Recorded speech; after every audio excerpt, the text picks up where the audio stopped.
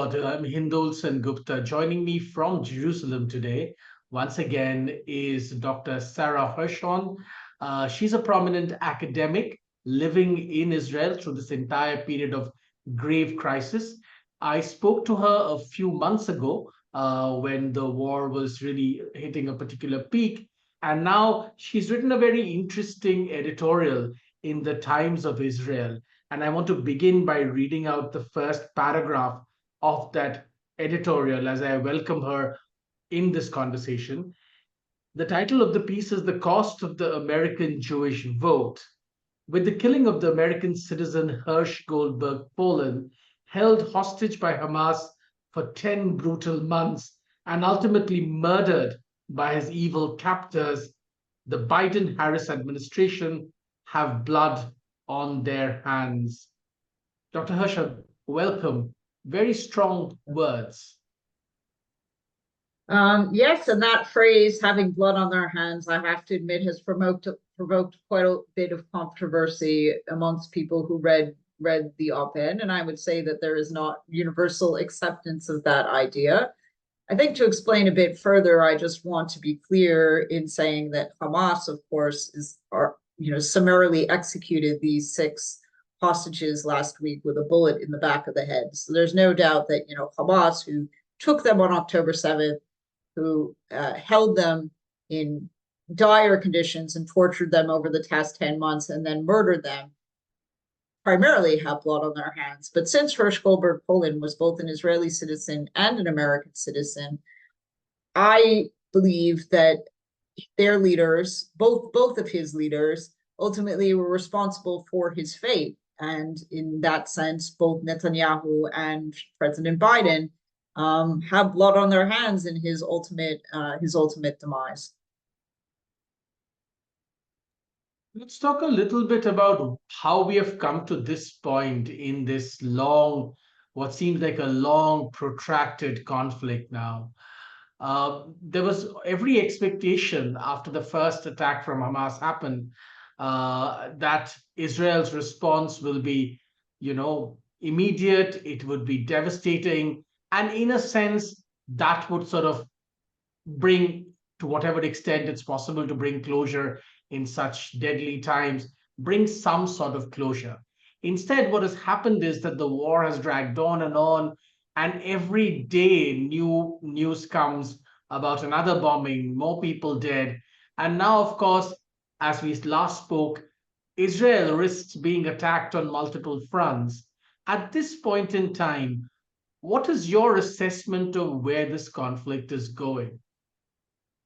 Well, I think that first I should say that I think that the prosecution of the war under Netanyahu has failed, but I'm not sure that it would have succeeded under any other Israeli prime minister. And certainly the conduct of much of the war, perhaps not all of it, but much of the war aims would have been shared by any leader of the state of Israel, which is to say the total eradication or elimination of Hamas, the security of Israel's borders, the prevention of another, 10/7 from ever happening again.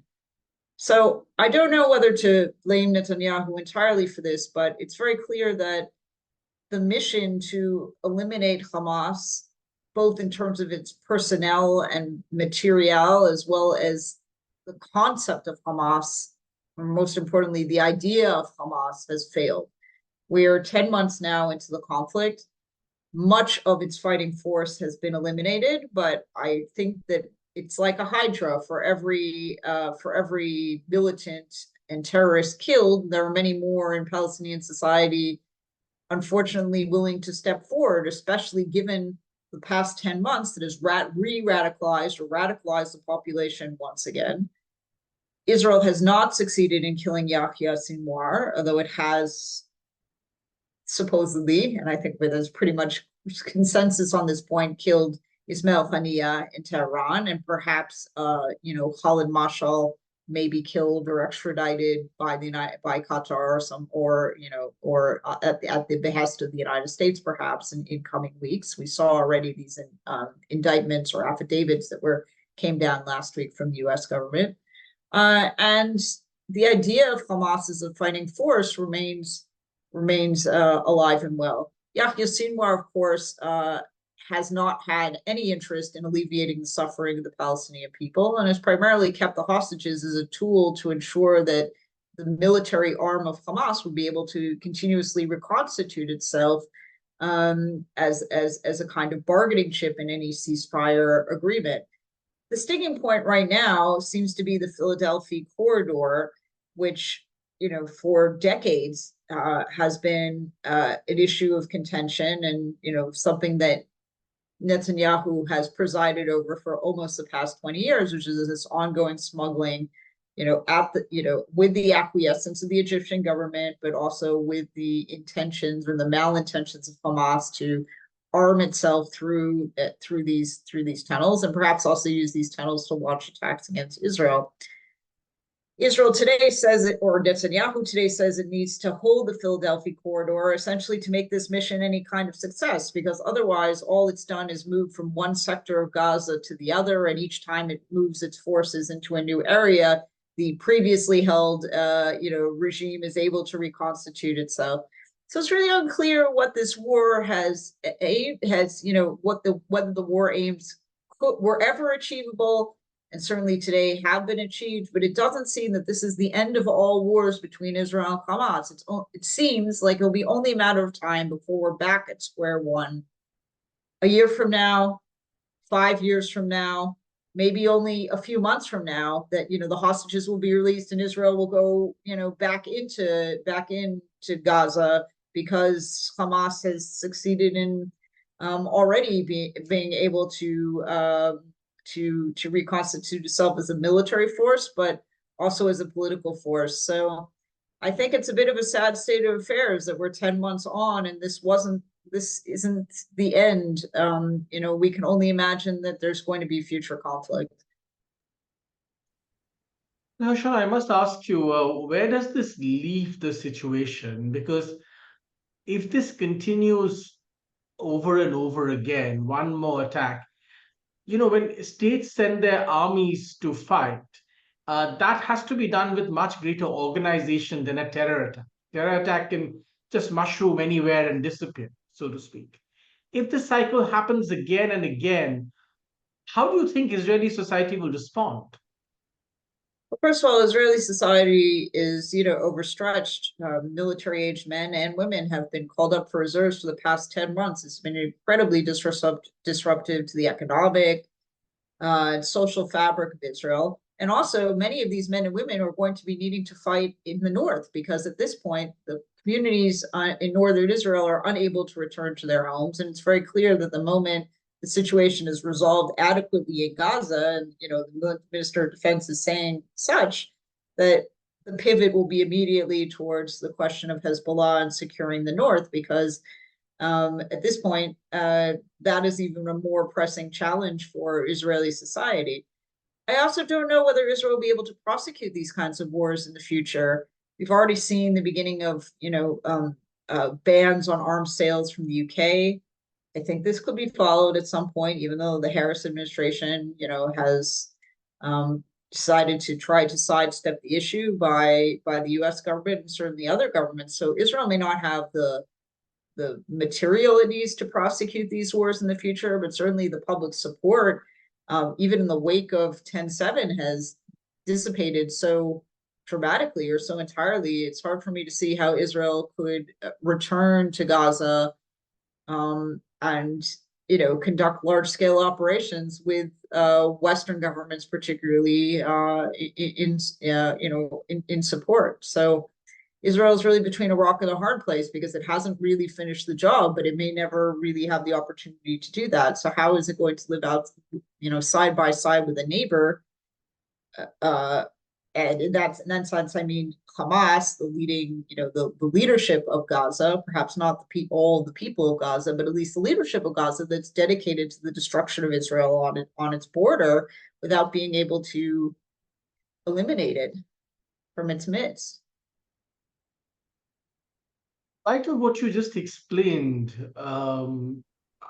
many people believe that already there's an exodus happening from Israel, of people, of Jews returning to various parts of the world or finding homes, at least safe sanctuary at the moment, but perhaps even homes in a short to long term basis in different parts of the world. If this exodus takes real momentum, there could be a depletion of population in Israel, which would essentially badly hurt the state and any future ability to fight back. Where does that leave the entire point about Israel as a nation? Do you think that fundamentally is being questioned? Right now, I don't think there's any, statistical evidence to see this as a kind of mass migration. There are anecdotes of those, particularly who are in the high tech industry and brain drain from Israel. And not only that, but I think less about the bodies, but capital flight from Israel. There's been downsizing of several important high tech companies in the last couple of months. And this is part of a much larger ongoing trend that really preceded 10/7 of the difficult place of the middle class in Israel that carries a disproportionate tax burden, but yet isn't seeing ways of sustaining itself in future generations with extraordinary high cost of real estate, relatively low incomes compared to the OECD, high cost of living, compared to other European countries in particular. Even though Israel has excellent health benefits and other aspects of the welfare state that may offset some of this, it does, suggest that the middle class is in trouble and has been in trouble for quite some time. And certainly the judicial reform and a massive war, may push people who already were on the edge about their future here into leaving. We are starting to see a bit of a crisis emerge in the medical sector as well in this regard of certain specialties that are just paid better abroad, and doctors are seeking those opportunities. Yet at the same time, I think actually what we've seen is net immigration to Israel, but not necessarily from the United States or North America, where you're hearing a lot of talk about anti-Semitism raising its head. It's more from France, which is suffered really already decades of violent anti-Semitism, and from Russia and the Ukraine, who have been in the midst of their own conflict, and those who are able to immigrate here under the law of return or family reunification have been taking advantage of those opportunities. So Israel has actually seen quite a significant bump in immigration this year relative to net migration. Question is, how long will that hold, Professor? Last time we spoke, we had a conversation about how many people, many families from the north had to move towards the center of the country because the north was being attacked by Hezbollah, and many of them were, living in hotels, having a pretty hard time, and the numbers were quite astonishing. The number of families and people who were having to do that. Have some of them at least been able to return to their homes in the north, or do they continue to remain in hotels? Both in the north and the south, there are about 60,000 internally displaced people from the south and another 60,000 from the north. At this point, actually, there's a little bit more optimistic vision for the south, only that some of these kibbutzim and moshavim that were destroyed on 10/7 are in the process of rebuilding and reconstituting, and some because they unfortunately got a bit of a head start over the north, have also reestablished themselves in other temporary communities while waiting to perhaps return to the south, or in some cases perhaps not. It's a very, I think, individual as well as collective decision. There are still some living in hotels. The government has been providing increasing subsidies with the awareness for both those migrants from north and the south that there is no home to go back to right now, that they need to rent apartments and be able to find ways to live a more normal life than in a hotel room. And hotel subsidies are meant to come to an end this fall. We'll see if that indeed happens. But there's certainly a recognition, particularly for the communities in the north, that whatever has happened in Gaza, I think has eliminated the vastly ameliorated the imminent and present danger to communities in the south. But no one can say that about the north at all. I mean, just hundreds of rockets were just shot off this week in northern communities, And the North is really where the attention needs to be paid, because northern communities have no prospects of returning to their home, and they are certainly the bulk of the internally displaced refugees who are really going to be without a future unless some kind of action is taken. At least in the South, one can say that the past 10 months has gone some ways towards alleviating their concerns about returning to their homes, should they hope to do so. But at this point, there's been really no efforts to contain Hezbollah. So the northern communities really are betwixt and between. And it's very difficult because the new school year just started last week, and it became evident over the summer that, families were not going to be returning to their homes for yet another annual cycle. So it means, it's not only, a few months that people could be displaced. If you have children or you have other commitments, you're displaced on an annual basis. So it's yet another year that's going to go by for them. In your opinion, Professor, what is the most likely path forward? Do you foresee essentially Israel keeping troops and keeping Gaza under its control in the way that it is and continuing to fight there, albeit perhaps at a sort of a sort of simmering pace rather than all out military action? Is that likely to go on and on? Will that spread to the West Bank? And on the other hand, you know, you mentioned the UK refusing, in a sense, to send certain critical armaments to Israel. Do you believe, since had such a powerful stance about the U.S. government in your essay, do you believe that the same could happen in the U.S. under a new administration, whoever comes to power later this year? So I guess I'll start with the first question, which is what is the future of Gaza? I do think that Israel will want to maintain some kind of strategic presence in key border areas or key, bases within Gaza for quite some time, because the transition of power to any other future regime, first of all, Hamas is already clearly still able to reconstitute itself reasonably quickly. And it's not clear that even if the Palestinian Authority was essentially willing to ride into Gaza on the back of an Israeli tank, that they would be capable of governing. There's been a lot of talk of a kind of Marshall Plan for Gaza, and a Berlin-like scenario of dividing the Gaza Strip into corridors that could be controlled perhaps by the UAE or Saudi Arabia or others that may or may not be willing to put boots on the ground. At this point, it's only the UAE that has said so. But that transition, will be difficult, and I think Israel has mistrust of some of its possible partners, perhaps for good reason, especially around the Philadelphia corridor with Egypt. And I think that Israel will remain in Gaza for a long time. But of course, we know what happens when Israel occupies, which means not only continued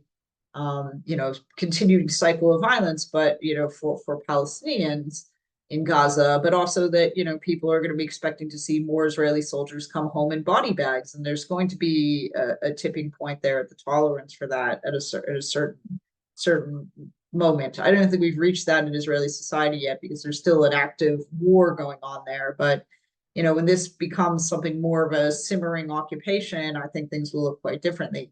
Which brings us to the West Bank, where Hamas, if elections were held today, Hamas would very likely gain control of many major municipalities in the West Bank, and even possibly could topple Fatah and the Palestinian Authority. It's very popular in the West Bank these days, and certainly it's been a launch pad for terrorist attacks into Israel coming from the West Bank, even in recent days.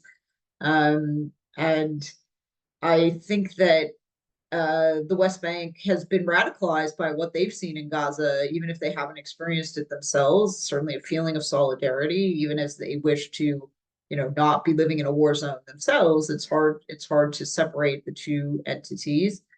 And we'll have to see what happens in the West Bank. But I don't think that Israel is looking to give up control there either. The sentiment is the West Bank could become Gaza at any moment. So Israel's vigilance seems to be required. Again, how they will be able to prosecute basically two occupations and a hot war in the north all at the same time without armaments from the United States, which or the UK or other Western governments, seems to be quite problematic. What is an issue that Israel, became quite dependent because of the foreign aid system, that it didn't develop its own. It hasn't put as much time and effort into developing its own robust capacity to develop its own weapons technology, which certainly it's capable of from a scientific and other perspective, but has basically gotten accustomed to buying its arms from other places, which is a kickback scheme to the military industrial complex in the United States and the UK and other countries. Israel could start buying its weapons from other places that the United States and UK and other Western governments may be less pleased to hear that it's obtaining arms from, and those kinds of relationships that are very deeply problematic. But it also may, but I think the more likely option is that it's going to have to think long and hard about what kind of battles it will be able to fight, because we've already seen this happening in the UK, and I do think that the United States will follow suit.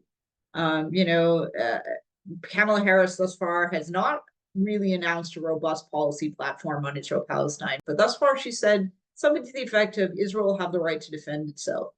But that's a very subjective analysis. What is in Israel's defensive capacity may not be what's in its offensive capacity, and if the United States is the arbiter of what defense means, that may look very differently to the Harris-Walz administration than it does to Israelis and their own security needs in this very dangerous neighborhood. So I wouldn't put it past the Biden administration to say Israel has the right to defend itself, but we're going to stop selling this category of arms that we don't characterize as being in the interest of Israel's self-defense. So I don't think that it's unforeseeable that this could happen. And especially with the pressure of voters in Michigan over the next few months, the Walz Harris ticket essentially wants to win. And if that is what it's going to take for the ticket to win, and they see that the polling data suggests that, and the pressure is coming from those communities to endorse that kind of platform, I don't put it past the candidates to do what it takes for them to emerge victorious on November 5th. Some people think that this is less likely in America because the American state, two reasons actually. The American state does not face quite the sort of belligerent pressure from certain pressure groups and communities, which, for instance, the British state today faces, including from within elected representatives. Number two, the Jewish lobby in America is far more well organized, with people at the top of the heap, so to speak, in a far more concentrated effort to ensure that essentially Israel survives. And therefore, it's less likely to happen in America. It's more likely to happen, especially under Labour administration in the UK, but less likely to happen in America. Do you buy that?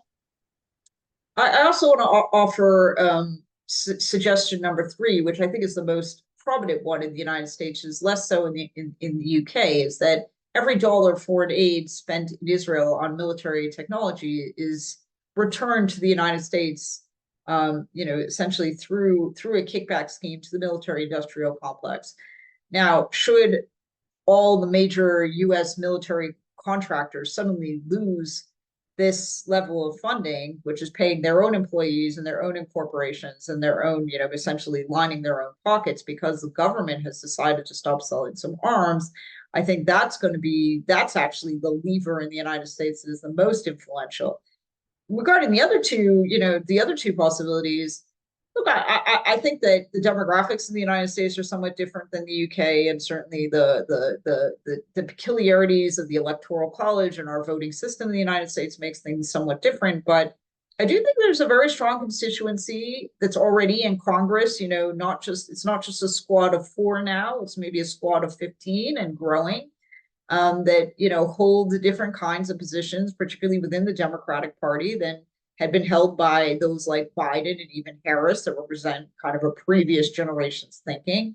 And we're seeing it in the streets. I mean, all these encampments on university campuses, demonstrations in major cities, blocking highways, airports, all different kinds of, protest movements that have emerged. And some of them, really have become, I would say, quite physically violent, and certainly, have been espousing Hamas slogans and burning American and Israeli flags, and doing all kinds of things that suggest that they have a very different approach than the Harris-Walz administration. So I think that they are a significant factor, and particularly, of course, because of Michigan and other states where there's a demographic preponderance, they could influence policy. I guess the opposite applies to American Jews, and this is really what I wrote in my op-ed, which is that they are not demanding any kind of policy platform be satisfied in order to win the Jewish American vote. So despite the fact that many Jewish American organizations and leaders and even the lay public may be supportive of Israel, they're not conditioning their vote on seeing a policy platform that pursues those aims, and also anti-Semitism in America. So American Jews seem to me to be giving up their votes a bit too easily when it comes to the Democratic Party. They have very legitimate reasons why many American Jews may not want to vote for Trump, but that's not to say that they should necessarily give their vote away to the Harris-Walz administration without seeing a policy platform that reflects their interests in return, just as Muslim and uncommitted voters have done themselves. To many people, especially in other parts of the world, it seems when they hear some opinions from certain Jewish factions in the West, it seems confusing, because on one hand, there is this clear and present danger of the only Jewish state in the world actually not existing. And on the other hand, and this is not to take away from all the ills of war. I mean, of course, people have suffered. Of course, people are continuing to suffer. Of course, children are being killed, and all of this is true. But without taking away anything from that, this state actually may not actually exist. If really the worst assumptions come to pass. However, one is not sure, looking at it from a different part of the world, and certainly from India, where I am, whether many Jewish influencers or several Jewish influencers in the West, including the UK and in America, in the statements that they put out, it doesn't seem like they are cognizant, I mean, of this reality. There is still this conversation that Zionism is terrible for Israel, but at least from my limited understanding, and please correct me if I'm wrong, Zionism is merely the demand for the Jewish people to have a state. Now, I feel to understand why that would be controversial, and yet, lo and behold, prominent Jewish influencing voices, so to speak, including in America, seem to feel that it's a terrible thing. How does one make sense of this? I think most of these, particularly younger people, the millennial generation, up until very recently, have lived a life of, great security and assimilation within American Jewish culture. So they really saw no reason why America couldn't be their Zion. I mean, it seemed good enough for them, and maybe even their parents' generation. And so any kind of threat to their existence didn't seem relevant. And the demand for, a nation state was not really what they saw as Zionism being. Their experience of Zionism has been, for people who were born, let's say, after 9/11, has been a Zionism that has been in constant conflict with the Palestinians. There's been an endless cycle of violence that has been, the occupation and all the things that, we used to talk about in the news cycle prior to 10/7, and that kind of Zionism didn't seem very relevant to their existence. Perhaps fair enough.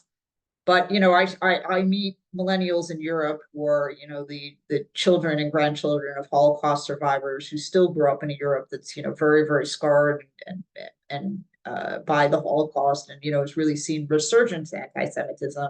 And I think there's much more of an instinctual understanding of what Zionism is all about, and why some kind of baseline support for the right of Israel to exist is almost is instinctual to them, which just doesn't seem to come as naturally to American Jews. I do wonder whether this, spike in anti-Semitism will make some people realize that the raison d'etre of Zionism, which was to have a safe haven for the Jewish people through self-determination, suddenly becomes more relevant to their lives than it had been before. And sadly, that may be I guess kind of like a silver lining of 10/7 is that diaspora Jews may realize that, there's no security within Israel, but there's also great insecurity outside of Israel too. Well, there's another part of this argument, Professor, which is that also these people don't seem to see that even though supposedly the Palestinians have not had a state, and even though there are so many Muslim countries in the world, even though there are many, many Palestinians who are very well settled in the West, including in America, clearly that doesn't diminish the desire for a Palestinian homeland. So, with the arguments that you put forth, I mean, this could apply to the Palestinians too, which is to say that, well, we needed a home, and here we are, completely well adjusted in a, well-to-do, wealthy Western country with all the comforts that come with it. And there we are, this is our home. But clearly that doesn't add up in quite the same way. It doesn't. And I think in general, some of these people claim to be against nationalism, whether that's American nationalism or Hindu nationalism or, Buddhist nationalism or any kind of nationalism around the world.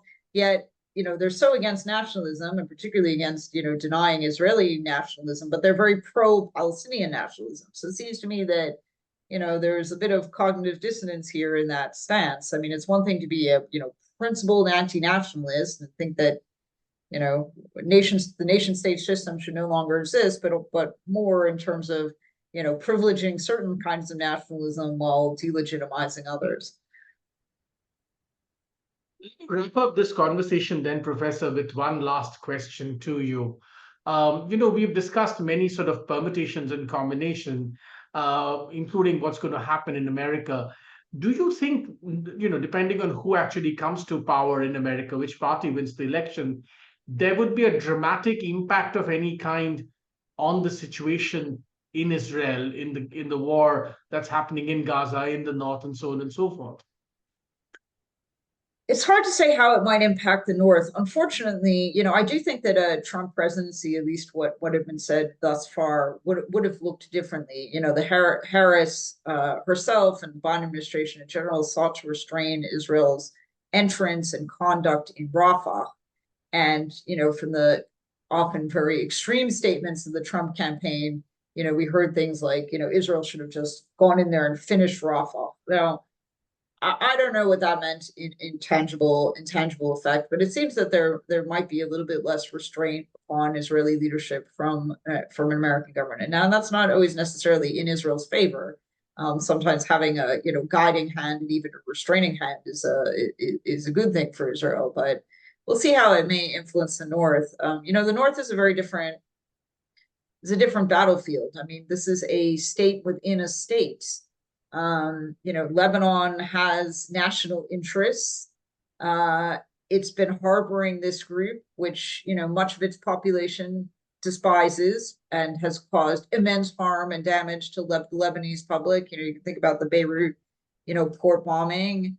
And I think that dimension will look quite different. There's also these, transnational communities there, like the Druze community that suffered this, absolutely astonishing and shocking loss when 12 children were killed on a soccer pitch in Majal Shams. These kinds of relationships may factor in differently. It is a different landscape than the relationship between Israel and Hamas, or Israel and the Gazan population, and Gaza being a stateless entity. So we'll see how things differ. I think Israel, the truth is I think that in many ways Israel and American policy, whether it's certainly with the Biden or Harris administration, is diverging because of the question of Iran, which is the hidden or not so hidden hand behind all these conflicts. Trump administration, at least in its previous iteration, and we can't really say about anything about what might happen in the future, but its previous iteration seemed to talk a tougher talk on Iran. I don't know that it would have done anything significantly differently. Obviously, the Biden administration has moved warships to the region to deter Iranian escalation. But maybe the verbalization might look different. I don't know. The substance will look different. It's really hard to say because we don't really know what either candidate actually intends to do. This has been a This has been a contest entirely of personality and, if you want my honest opinion, vibes, on each side, with very little substantive discussion of policy. But I'm not sure that, this evening will be decisive, or the voters will go to the polls having any really clear understanding of what the operational program of either candidate will be. I think they're just going to tick the box based on their affiliations and their understandings of the past more than what's going to happen in the future. Hirschhorn, thanks very much for taking us through this landscape. Continues to be an extremely difficult landscape. I'm sure we will return to have more conversations with you as this this deadly war evolves, and as the American elections also unfold. Here's wishing you and all your loved ones safety and security in Israel. Thank you very much for your time and for talking to us. Thank you so much for having me on the program, and it is such a enlightening conversation to talk to the inquiring minds of India, who are so engaged with the world, and frankly, perhaps more engaged with the Western world, I think, than we are often engaged with India. So it gives me an insight into many things that I feel that I too need to educate myself about. So it's a pleasure to be in this dialogue with you. I look forward to more conversations with you. Thank you, Professor. Thank you.